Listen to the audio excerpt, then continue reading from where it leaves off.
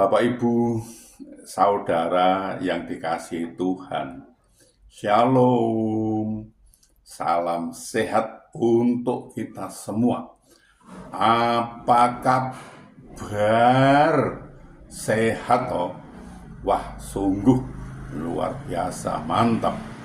Kita akan membaca Alkitab, namun sebelumnya marilah kita berdoa. Bapa, kami mengucap syukur dan terima kasih atas anugerah dan cinta kasih Bapa yang kami rasakan pada saat ini sungguh luar biasa, Bapa. Terima kasih, terima kasih.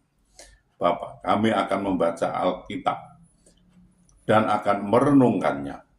Berilah kami daya ingat yang baik dan berilah kami pengertian agar kami bisa mengerti dan bisa memahami apa yang Tuhan kehendaki. Kami bisa melakukan, juga bisa memberitakan, serta kami bisa menyimpannya dalam hati pikiran kami.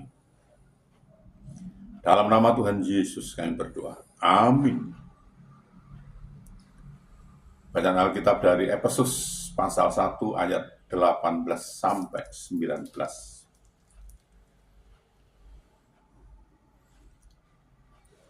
Dan supaya ia menjadikan mata hatimu terang, agar kamu mengerti pengharapan apakah yang terkandung dalam panggilannya, betapa kayanya kemuliaan bagian yang ditentukannya bagi orang-orang kudus. Demikian pembacaan Alkitab. Terpujilah Yesus Kristus.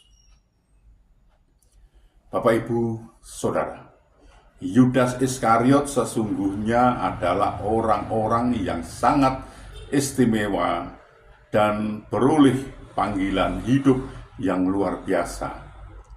Sayang seribu sayang, mereka kurang menghargai panggilan Tuhan dalam hidupnya sehingga mereka tidak dapat menjalankan tugas dalam panggilannya secara maksimal.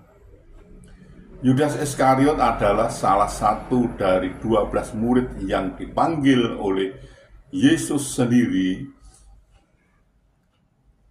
Ada tertulis, Yesus memanggil ke-12 muridnya dan memberi kuasa kepada mereka untuk mengusir roh-roh jahat dan untuk melenyapkan segala penyakit dan segala kelemahan.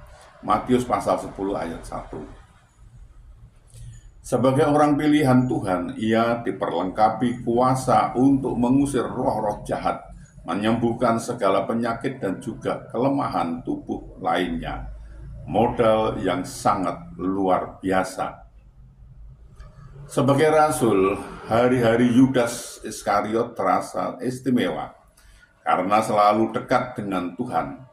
Ia termasuk murid yang diutus berdua-dua memberitakan Injil Kerajaan Allah. Ia memulai pelayanannya dengan baik, tetapi suatu saat tipu daya kekayaan telah menyilaukan hatinya sehingga ia berani mengkhianati Yesus.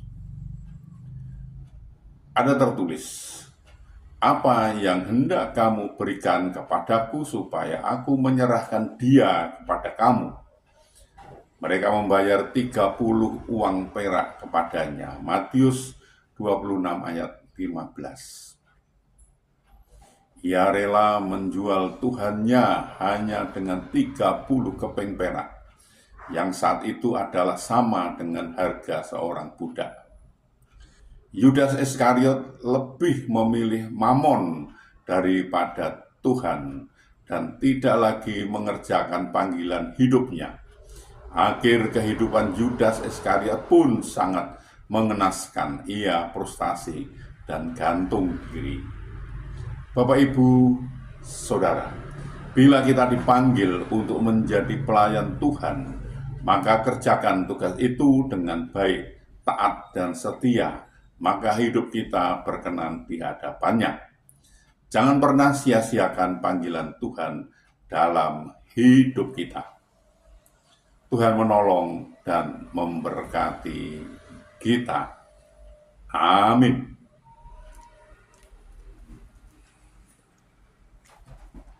Mari kita berdoa.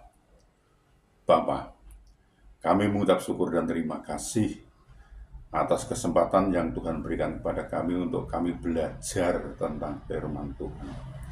Berilah kami daya ingat yang baik dan berilah kami pengertian agar kami bisa mengerti dan bisa memahami apa yang Tuhan kehendaki kami bisa melakukan dan juga bisa memberitakan serta bisa menyimpannya dalam hati pikiran kami. Bapa, kami juga berdoa untuk saudara-saudara kami yang saat ini sedang sakit, sedang ada kelemahan tubuhnya, mereka tidak bisa berbuat banyak karena sakit. Kami mohon belas kasih Bapa, tolonglah Bapa.